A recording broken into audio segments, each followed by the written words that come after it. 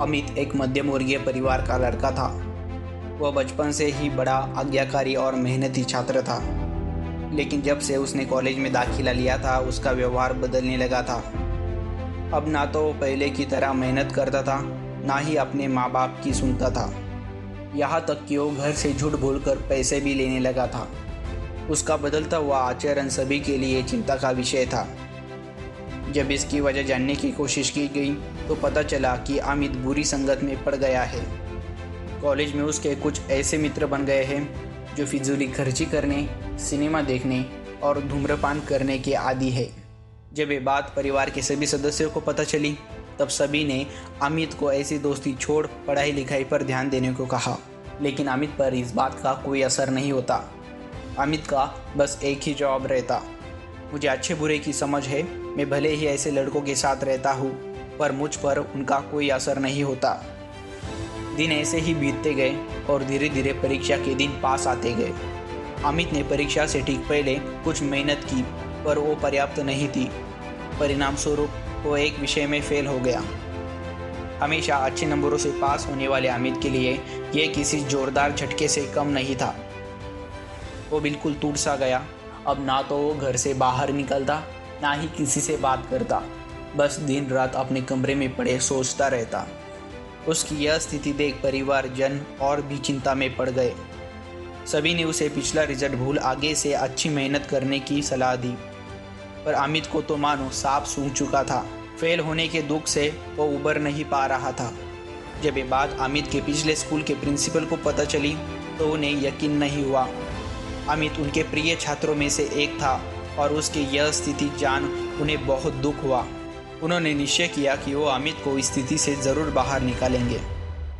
इसी प्रयोजन से उन्होंने एक दिन अमित को अपने घर बुलाया। प्रिंसिपल साहब बाहर बैठे अंगीठी तपा रहे थे। अमित उनके बगल में बैठ गया। अमित बिल्कुल चुप था और प्रिंसिपल साहब भी कुछ नहीं बोल रहे थे। 10-15 मिनट ऐसे ही बीत गए पर किसी ने एक शब्द नहीं कहा। फिर अचानक प्रिंसिपल साहब उठे और चिमटे से कोयले के एक धधकते टुकड़े को निकालकर मिट्टी में डाल दिया। वह टुकड़ा कुछ देर तो गर्मी देता रहा पर अंततः ठंडा पड़ बुझ गया। यह देख अमित कुछ उत्सुक हुआ और बोला, प्रिंसिपल साहब, आपने उस टुकड़े को मिट्टी में क्यों डाल दिया? ऐसे तो वो बेकार हो गया। अगर आप उसे अंगीठी में ही रहने देते तो अन्य टुकड़ों की तरह वो भी गर्मी देने के काम आता। प्रिंसिपल साहब मुस्कुराए और बोले, बेटा, कुछ देर अंगीठी से बाहर रहने से वो टुकड़ा बेकार नहीं हुआ। लो, मैं उसे दोबारा अंगीठी में डाल देता हूँ। और ऐसा कहते हुए उन्होंने टुकड़ा अंगीठी में डाल दिया। अंगीठी में जाते ही वह टुकड़ा वापस धधक कर जलने लगा और पुनः गर्मी प्रदान करने लगा। कुछ समझे अमित? प्रिंसिपल साहब बोले, तुम उस कोयले के टुकड़े के समान ही तो हो। पहले जब तुम अच्छी संगति में रहते थे, मेहनत करते थे, माता पिता का कहा मानते थे तो अच्छे नंबर से पास होते थे।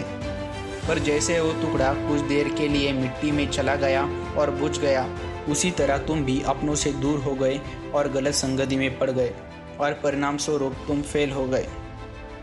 पर यहाँ ज़रूरी बात यह है कि एक बार फेल होने से तुम्हारे अंदर के वो सारे गुण समाप्त नहीं हो गए।